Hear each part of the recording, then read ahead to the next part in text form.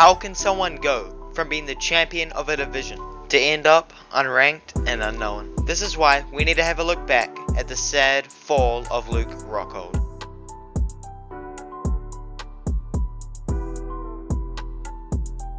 The UFC and the whole of the MMA is perhaps the best sport of showing the highest highs and the lowest lows.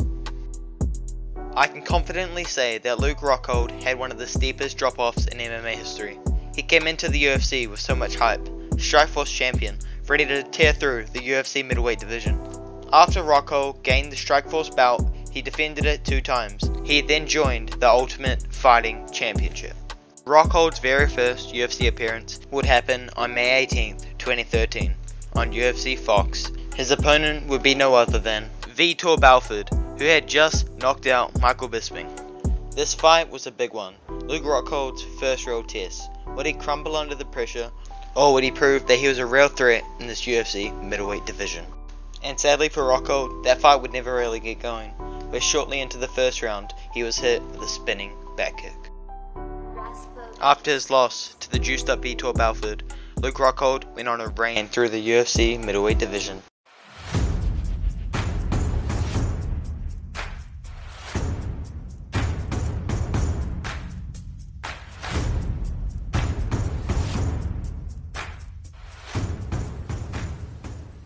He was now on a 4-fight winning streak, with wins over Michael Bisping and Lyoto Machida. This earned Luke Rockhold his first shot at UFC Gold. The bout was signed, set, and scheduled for UFC 194. Luke Rockhold versus Chris Weidman for the undisputed UFC Middleweight Championship.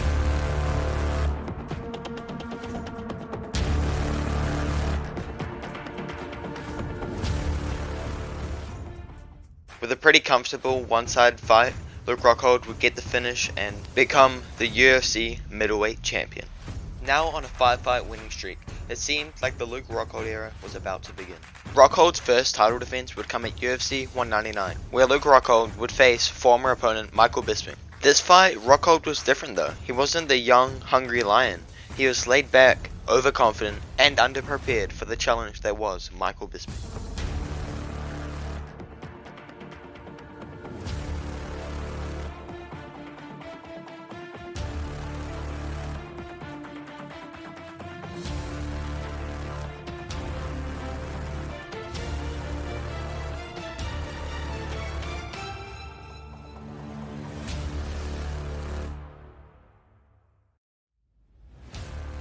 Following his knockout loss to Michael Bisping, the now former champ faced off against David Branch, who was on an 11-fight win streak but wasn't a high-level competitor. In this fight, Luke Rockhold showed a superior wrestling and got a comfortable stoppage win.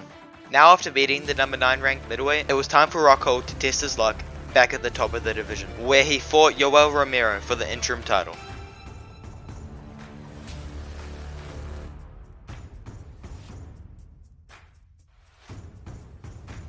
This fight was a completely one-sided affair. Yoel Romero was just teeing off, and it looked like Luke Rockhold was just there as a punching bag. Now Luke Rockhold had been finished twice in his last 3 fights.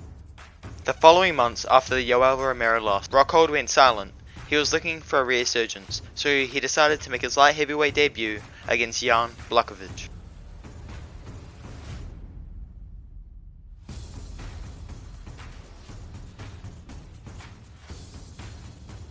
And as we can see, that didn't turn out too well. The way Rockhold was talking before all these fights was arrogant, dismissive, and he was just way overconfident. This is what ultimately led him to his downfall. He was too overconfident, his ego was too big, and he wasn't able to accept reality. Going from being the undefeated Strikeforce middleweight champion to being a journeyman for the UFC middleweight division is a hard pill to swallow for anyone.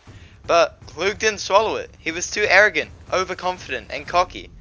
I felt like I didn't need to preface this in the video because, as we all know, Luke Rockhold talks a bunch of trash before his fights. So this just made it a bigger pill to swallow, and their level of embarrassment rose. Now all of this leads us to where we are today, where in a couple of hours, Luke Rockhold is set to face off against Paulo Costa. I have no doubt Paulo Costa will knock him out. You could argue that Luke's career has been on and off, but as of recently, it's been off. Although he did get to champion status in the UFC, in all of his big fights, he crumbled. That's it for me in this video. Let me know down below what you think of Luke Rockhold's career. Should he have stayed in Strikeforce? There's a lot of questions that we'll never get the answer to, but is Luke's chin actually made of plastic? And my question to you is, are you willing to like and subscribe? More fight content? Hey, it's a gamble, it's a deal. So I'll see you in the next one. If you like these type of videos, be sure to like. See you in the next one, boys.